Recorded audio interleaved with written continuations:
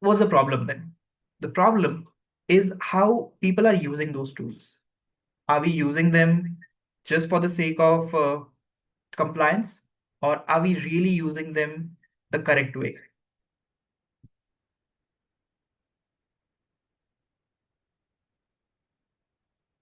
Now, I have a small exercise for all of you. It's a very interesting one. We'll all put our detective hats on, and we'll try to find some shadow gaps. Now, if you look at this shield, it looks beautiful, but there are some cracks on the shield. It looks very strong, but these cracks, this is the place where the shield will fail. Now, let's take 60 seconds, and of course, you can use the chat feature of the platform, or you can always use your own notepad. But I really want you to think and write down that one rule that people in your organization keep bypassing. Or it can be that one control that people usually ignore. They just wink at it and move on.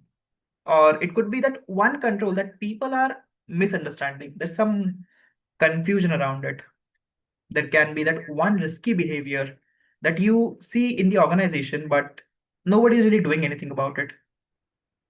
So, yeah, let's take 1, 2, 3, 4. Let's take 4 minutes and see what we can come up with. I would really love to read your responses, so please do share them with me in the chat. Anthony, don't write passwords. Of course, that's a big one. Not writing passwords in sticky notes, diaries, hiding under the keyboard. Where else? Not clicking unknown links, of course. Another important one.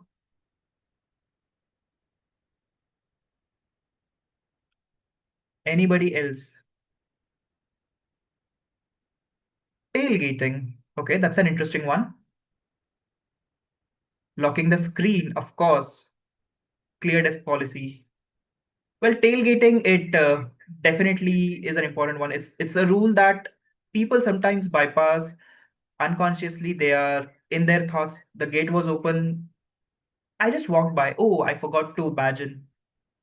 Now, tailgating may not seem like a serious problem in non-critical areas, but if it is something about corporate security, if it is something where you store your sensitive data, that is definitely a big thing.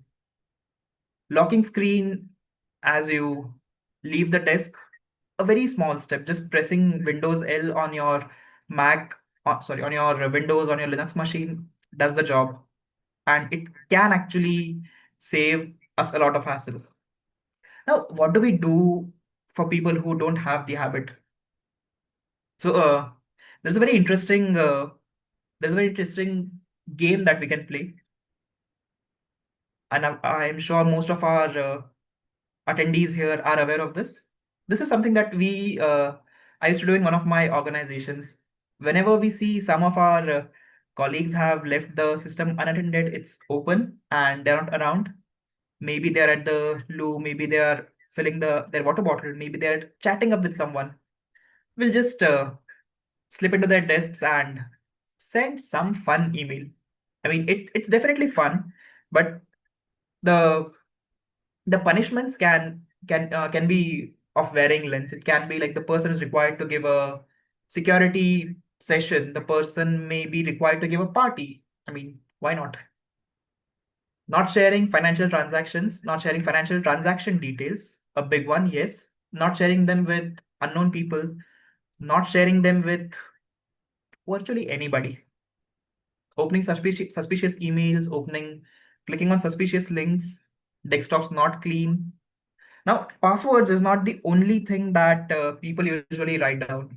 We love taking notes, at least I personally do. Now, if I have a diary full of my office notes and it's just lying around on the table, maybe in office, that may not be a problem. But what happens when I'm not in office? That can be a big challenge, right? So generally having a clear desk mindset, it actually helps. Not just from a company perspective, but also from our for our personal safety. Because What we do in office, it usually becomes a second nature. That same habit unfortunately follows us home. Ignoring software updates, using public Wi-Fi for sensitive work, using weak passwords. That's a lot. Weak passwords, reusing passwords, that's a problem. Using public Wi-Fi for sensitive information, not using VPNs, not using proxies, that is also a problem. Any idea why that may be a challenge using public Wi-Fi's? I mean, it's free. Well, the most interesting problem is sniffing.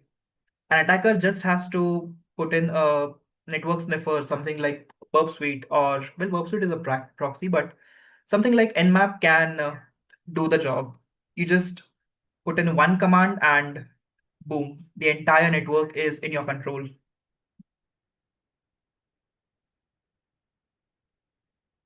All right. Yes, of course, we are not in the secure network, which is why we should generally avoid not just public Wi-Fi's, any unknown Wi-Fi. Being paranoid is okay than being negligent, right? So we'll move on. Now let's talk about the culture anchors. How can ISO actually help us anchor the culture of security in the organization? I feel there are within the ISO family there are four pillars or four clauses: the leadership clause, the ownership clause, the awareness clause, and the measurement clause. uh, Up until now we have identified the gaps in the culture. Now let's look at how we can fix them. How the standard ISO 27001, it can give us a strong sense of culture. Now the problem or the challenge is these clauses, they are very technical. These clauses are, they exist for a project, they exist for an organization. How can we put them in culture? I think the easiest way to do that is just looking at these clauses, interpreting them through the lens of our culture. So the four pillars, they define a very strong security culture. For example, leadership, or any leader, be it organization leader, be it your team lead, they basically set the direction in which the organization is supposed to move. They tell us what is acceptable. They define the acceptable risk criteria. They tell us what is non-negotiable, what it is that we are required to do, we must do. Then comes the ownership clause. This basically defines the accountability factor. Who owns the risk? Who makes the decisions of what to do when the risk materializes? Who makes the decisions with what to do about the risk? The awareness clause, I feel this basically builds the capability in an organization. Do people know what they're supposed to do? Do they know how to act in real situations? The measurement clause, clause 9, this basically drives the improvement factor. It's like, if you cannot see something, you cannot measure it. And if you cannot measure something, of course you cannot scale it. So a question: are we just getting better, or are we just staying busy? Are we just looking busy? This one question can actually make a huge difference in any organization culture. Most organizations, they focus heavily on awareness. There are those trainings, those mandatory trainings, informations, weekly emails, a lot. But the leadership, the ownership part, it sometimes gets ignored a little. And this is what creates a little imbalance. For example, let's say we have trained our employees on phishing. Everybody is aware of what to do. But if the leadership, they allow the exception, if the ownership is unclear, then the behavior will not change. A strong culture, it needs all of these four pillars, or these four clauses basically working together as one body. So let's look at all of these clauses in detail. The first one, the leadership clause. Now, like I said, the leadership, it can be your SLT, it can be your team lead, your BU head. They basically define the criteria for acceptable risk. This is the strongest signal in any organization. Leadership is not policies, it is not tools, it is behavior right at the top. And ISO 27001's clause 5.1, this it makes it very clear the leadership and their commitment, what it is that the leadership must do, how do they demonstrate their commitment. It is something that the leadership should themselves do. That is that one thing they should not, or I can say they cannot delegate. People watch what the leaders do, not what they say. It's like my boss tells me that, hey, you should not be late for your work. But I sometimes observe that my boss is late. Not a very good image, right? So people learn by watching, they learn by doing it. And leaders, as they are required to set example or lead by behavior, if a leader pauses a release, they're simply asking one question. What if what is the risk if we proceed ahead? That can make drastic differences.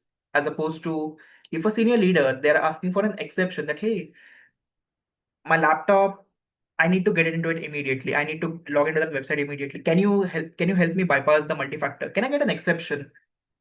Well, that behavior also spreads instantly. If the leader can get exceptions, why can't we? This is how the culture is shaped. It's visible through decisions that are made. And executive involvement, it has a measurable impact. Organizations with active leadership engagement, they handle incidents a lot better. They handle it better. They reduce the overall impact just because the decisions are being made faster. The ownership is clear, and the priorities, well, they're aligned. So let's say if I were to give an example, let's say if the CEO of an organization, they insist on using personal email for business convenience, it's of course it's going to result in the employees starting to bypass the official communication channels. Well, if the CEO can use their personal email, why can't we have a WhatsApp group to discuss work? If a leader, let's say, if they're approving certain go live date despite knowing vulnerabilities, the teams will learn that deadlines matter more than security. There's always an exception. There's always another vulnerability exception to get. And if a CIO mandates that no production deployment happens without risk sign off, well, now people are going to run towards a better secure culture. So, yes, leadership, their commitment, their behavior is where we start shaping the secure culture of an organization. Then comes ownership. Now, of course, with ownership, the most important question that we need to ask is where does the risk sit? Now, generally, who owns the risk? Is it business? Is it technology? Who owns it? A simple a simple equation for this is the risk ownership must sit where decisions and impact exist. If the decision can be made by security, if the impact can be felt by the security, that's where the risk should exist, and vice versa for the business as well. Now, ownership is the most important thing in any security program, and ISO 27001 makes it clear with two most important clauses. Clause 5.3, which is roles and responsibilities, that requires defined roles and responsibilities. A best example for this is a RACI matrix or a RACI matrix, however you want to pronounce it, which is RACI, responsible, accountable, consulted, and informed. Four parameters, beautiful matrix to sort out responsibilities. Clause 6.1, risk assessment and treatment. This requires assigning risk owners for every single risk, be it technology risk, be it financial risk, business risk. Every single risk should have a risk owner who's going to who's going to help us with the treatment and the closure of the risk. The risk, it's not about the CISO. The risk owner should not be the CISO for every single state, right?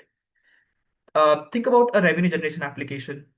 If a vulnerability is found in this application, who decides whether to delay the release or to accept the risk? Should it be the product owner? Should it be the business head? CISO? Maybe. Now, security, we provide risk insights. We help the business make decisions. But the problem with this whole scenario is the ownership is unclear. the issue will remain open. Email chain will keep circulating. Now, how to tackle this problem? Again, clause 5.3, roles and responsibilities.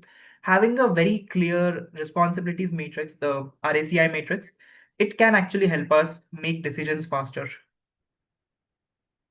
So, are you on the red or on the green side? There is a risk.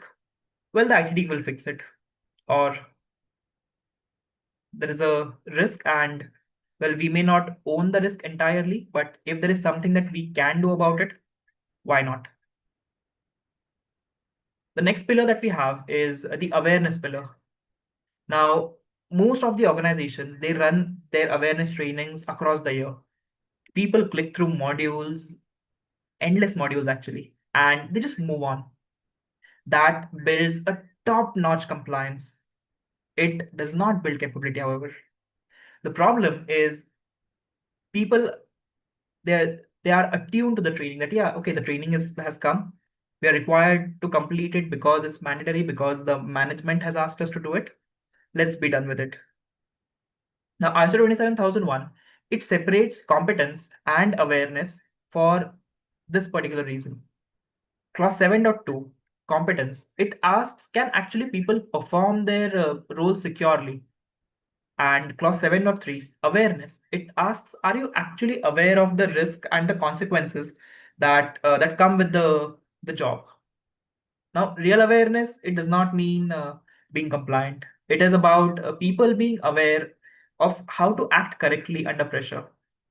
Like we discussed, if a phishing email has arisen, do we recognize it? Do we report it immediately? Do we sit on it? Now, if it's a phishing test, okay, that may not be a critical scenario.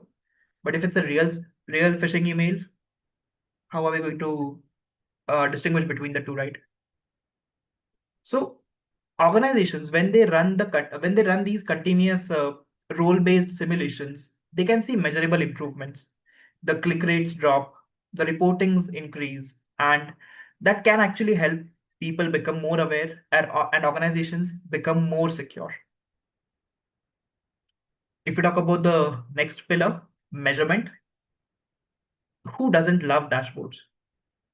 For management, dashboard is where their day starts.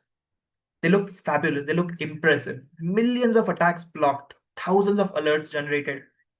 But asking you one simple question, did any decision change these numbers? If the answer is no, that metric is just making noise. One has clause 9, I think clause 9.1, monitoring and measuring. This clause specifically focuses on not just activity, not just the volume of it, but the overall effectiveness. How effective is your control? How effective is your control at detection, at prevention?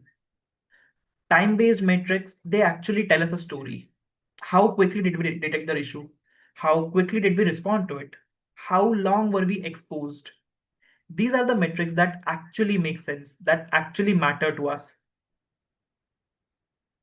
So let's say if there's a ransomware incident where detection took days, that result could be widespread impact, operational shutdown. We are not able to work. And what could be the reason? That one employee who thought it was just a bug, and I'll take care of it. I'll just restart my system. I'll just grab my lunch. By the time I'm back, it'll be fine. Or let's say an organization, it's detecting suspicious activity within minutes. The result can be the overall the ransomware could have been contained before the damage spreads. Thousands of vulnerabilities reported, but there is no prioritization. The result, the critical issues, they remain unaddressed entirely. We've got mature teams that are tracking time to remediate the critical vulnerabilities. Now the result is faster closure, and the overall exposure window, it slowly, gradually boils down. It slowly reduces.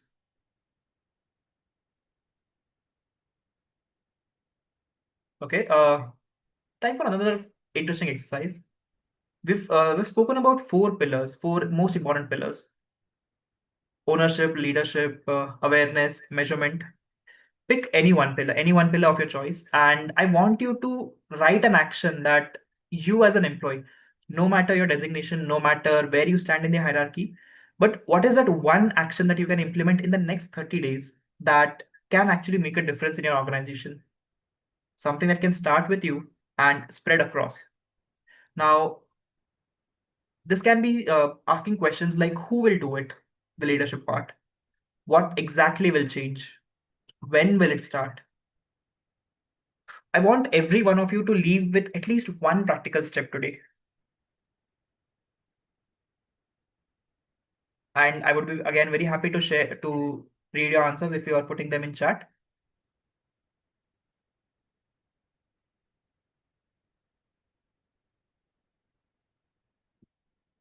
What is that one action that if you implement in the next 30 days can make a difference in your life and of course in the organization as well?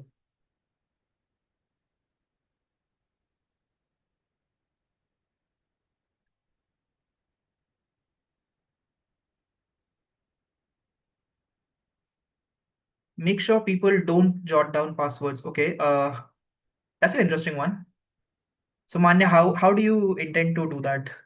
Will you be checking everybody's desks? Well, that could be a fun exercise, but I'm not sure if the physical security team will be very happy with that.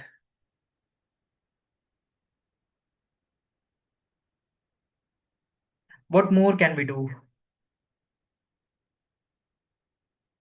I mean, of course, we can tell people. Exactly, we can tell people. We can spread awareness, starting with our own teams. If we see someone doing something wrong, let's give the feedback in private, of course. Anything else? Anybody? Ownership, review, review and close, review and close watch over ongoing process or activity. Rajan, if you can elaborate a little on it.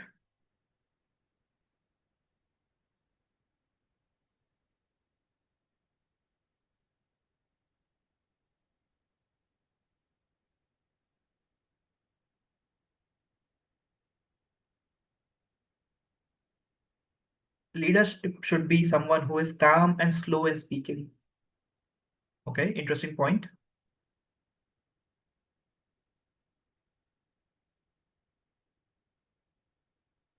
Awareness, confidential documents not lying near the printer, a very big one.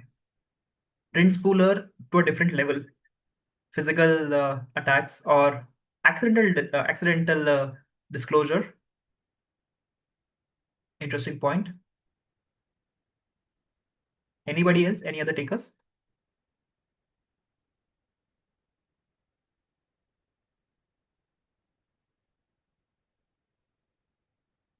All right, the chat has slowed down. So we'll move on. So far, we have only been talking about problems. This is the problem. That is the problem. Everything is a problem. What do we do about it? What are we going to do about it? Now, let's shift our focus from being the problem child to the solution child, or shifting our focus from being the blocker to the enabler part. Now, when do you think security is a blocker? I personally feel security becomes a blocker when it is introduced in a very later stage of any project. If security shows if it shows up before release, it creates friction that hey, you have not signed off on the risk. Oh, where is the vulnerability management report? These questions right before the release, they're going to cause friction. Teams are under pressure anyways. The the fixes are expensive, the decisions are rushed, and this is where security is being labeled as being a blocker in the production. Now, ISO 27001 has NX control A.25, which is secure development cycle, life cycle. This pushes us to integrate security into the overall development cycle, not just at the end, but from the start. This is basically the approach of shifting left, where security is part of the design and development phase rather than just the testing phase. Issues are identified early, fixes are way simpler, decisions are better.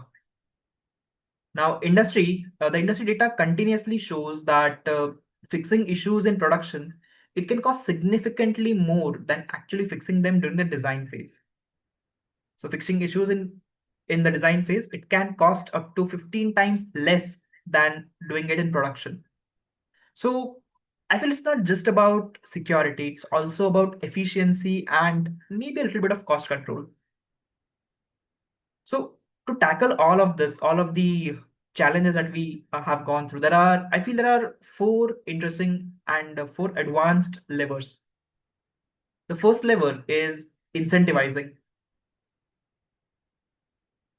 Policies, they tell people what to do, but incentive is what decides what people will actually do. If the delivery speed is the only thing that is being measured, teams will prioritize speed over security every time. Well, it's not a people problem. It's more of a system design problem. The system demands to be fast. It doesn't demand to be secure. ISO 27001 has again the same two clause 5 leadership and clause 7 support. Clause 5 basically expects leaders to influence this behavior. And clause 7, it ensures that support from the leadership, the support structure, it actually exists, not just on paper, but in real world. Incentives, they can be one of the strongest support mechanisms. And when security becomes part of the performance evaluation, the behavior is going to change quickly. The next lever that we have is defaults. Secure by design, secure by default, or something on those lines. Well, most of the people, they make security decisions not very actively. It's more of a very passive behavior. They follow the path of least resistance. If security is optional, adoption will always be low. If security is built into the product, adoption automatically becomes high. There's no other option. You have to have MFA by default. There's no other way. If an application is going to production, the MFA feature will be enabled by default. And no, you cannot shut it down. ISO 27001 supports this through access control and authentication principles. Access control should basically be implemented from the start. Authentication should be strong by default. Simple controls like not letting the users reuse their password, not letting them have insecure passwords in the first place, comparing the passwords with the password directory, something that can make sure the users start with a strong password. This overall does not depend on users to choose whether to have security or not. If the design system is secure by default, the behavior will actually happen without any extra effort. On similar lines, we have executive risk review. Now, executives, they don't make decisions based on technical metrics. They do it based on the business impact. Well, let's say if I go to my management, if I tell them that, hey, we have 200 vulnerabilities in the organization, it definitely creates awareness. Okay, that sounds like a serious matter, but there's no urgency to it. But let's say if I report this vulnerability can cause 8 hours of downtime and it will result in revenue loss. Now the management is thinking, and now it is driving actions. So ISO 27001, clause 9, performance evaluation. This requires evaluating effectiveness and communicating that effectiveness, communicating the results to management. And when it is communication, of course, the communication should happen in the format that matters, not just for the sake of it. Technical people speak technology. Business people, they speak money, they speak revenue, profits, brand, brand image. So it's more about having the narrative or talking in a language that the other person, your audience understands. Scenario based reporting, it actually makes the risk real. Like I said, 200 vulnerabilities versus 8 hours of downtime. Instead of listing the threats down, why don't we describe the impact? If we don't fix this vulnerability, there's 8 hours of downtime. What happens when the system goes down? What happens if the data is exposed? What is the cost, maybe per hour? This shift This actually is going to shift the security from a technical issue to more of a business priority. I recently was reading an article on LinkedIn, and it called out that now third party risks are a boardroom discussion. Okay, interesting. But why has that happened? Is it because of the supply chain attacks, the increasing demand of compliance? What part is it? That's something that we all can actually think upon, we all can ponder upon. And the fourth lever that we have is having a blameless culture. Oh, it was the IT team's fault. Oh, we had the controls in place. The business never implemented them. The business never used them. This culture is not really going to help us become secure. So most incidents, they're not really discovered by the tools first. They're discovered by the people. An employee who's clicking on the suspicious link, the tool will always detect it after the link has been clicked. But the employee, he or she is going to detect the suspicious link way before clicking. So why not be vigilant? An employee, maybe a developer who notices a misconfiguration, a support engineer who spots some unusual activity, some unusual power surge. What happens next depends on this particular moment. It depends on the culture. If people in an organization, they fear blame, oh, I'll be blamed for it. Maybe I might get fired, I might not get promoted, something of those lines. They will delay the reporting part, or if possible, they'll definitely try to hide it. On the other hand, if people feel safe, okay, I see something, I should definitely talk about it. I should let the management or let the concerned people know. Well, now the reporting becomes immediate. The this time difference between a delayed reporting versus an immediate reporting, this changes everything. And this is what ISO 27001 clause 10 focuses on. Improvement clause, it focuses on the overall improvement of the depend that depends on visibility, and visibility that depends on reporting. And of course, a blameless culture, it does not really ignore mistakes, but it learns from them. Okay, you clicked on the suspicious link. That's fine. What can we do about it? Can we stop the links from reaching the audience first? Can we stop them from landing in your inbox? If you are clicking it, can we contain it? What can we do? So instead of blaming people for not being vigilant, why not teach them? Why not learn from the mistake and do better the next time?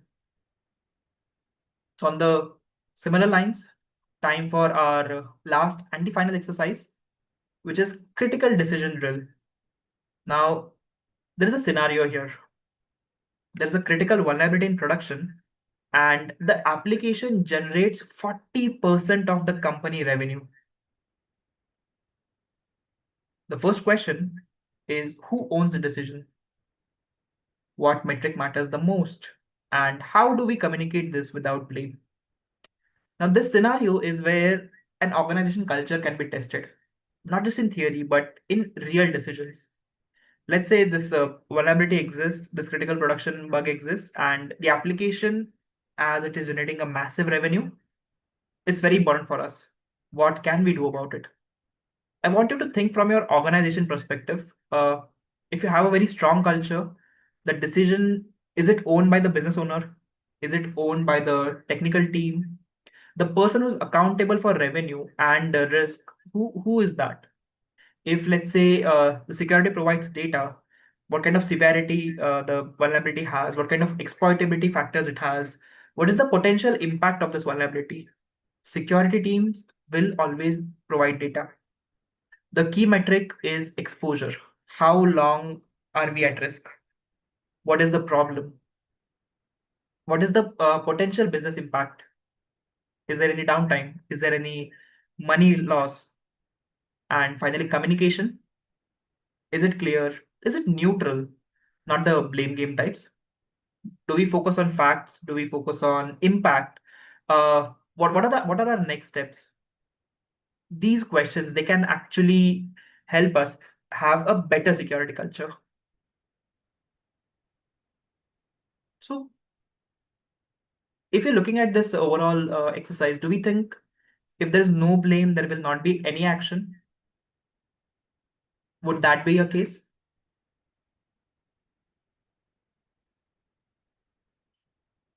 If nobody is being blamed, does that mean nobody is being held accountable and nothing will change?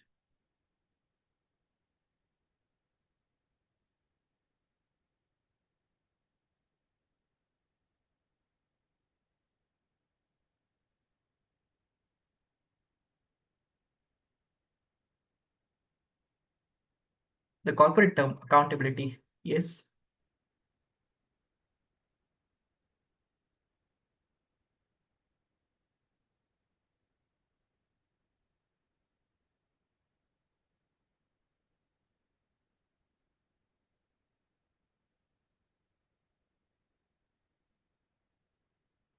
All right. As we move on, I want you to leave this session with three critical or three core actions. The first action is it's about defining the ownership of the risk. Maybe you can try and map the top five business risks and who the owners are. You can assign each person. You may not want to do it at a team level, not a function, a person. There is this one person who will be responsible for this risk. When the ownership becomes clear, the decisions are faster. The accountability overall, it's going to improve. The second action that we have is design for behavior. What kind of behavior do we see that is common in the organization? And I would urge you to not just rely on only on training people, but actually change something based on the behavior. What are those three processes that, if we change them, can reduce friction within the organization? Identify those behaviors, and for the next one, track meaningful matrices. Time to detect, time to respond, the risk exposure. These metrics, they're actually going to make a lot of difference for us. How fast can we detect the issues? Can we become faster? What changes are needed? Similarly, for responding, can we have an automation in place if we are missing it? These metrics, they are going to drive the real world action and real world impact.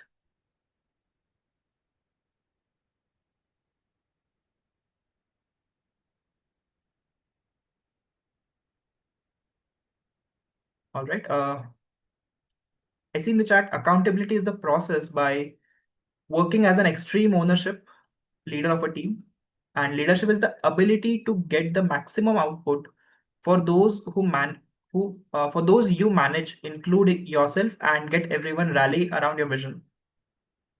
That's a very interesting bifurcation between accountability and leadership. Thank you, Tohib. And with that, I would like to thank everyone for attending the session today. If you have any questions, we can take them up. Thank you so much, Kunal. Now the platform has officially opened for the Q&A.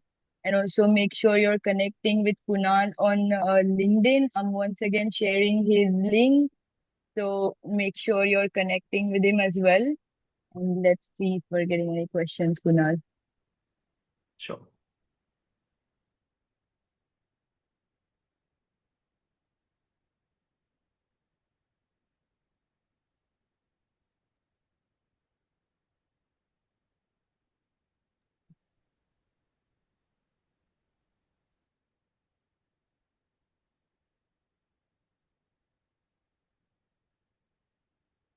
Meanwhile, I'm also taking some questions from the live. Mhm.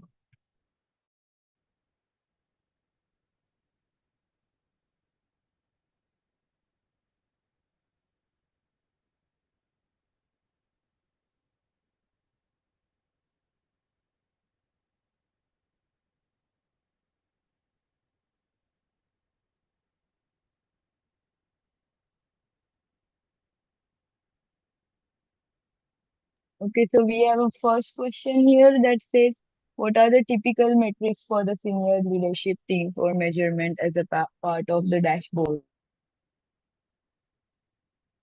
Okay. Typical metrics for a senior leadership, they may vary depending on who we consider as senior leaders. It can be business head, it can be the board members, and then some. But if I were to give you some examples based on whatever we have discussed so far, it can be simple. If we talk about simple phishing example, let's say, what is the click rate? How many people are actually clicking on the phishing emails? Are they able to identify them? It can be how much risk do we have? How fast we are responding? What are our top five priorities? What are the current top five risks that we are looking at? Who's the business owner of it? What is the trend? Are we moving up? Are we moving down? What's happening? Let's say if we talk about an incident, if there is a downtime, how much of our business is being impacted? What is the downtime estimate? If if we need to fix it, what kind of financial impact are we looking at? These can be some metrics.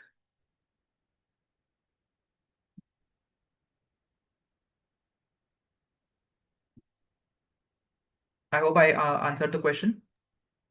Thank you so much. Kunal, the second question is what are major process which we should keep on observation to drive business smoothly?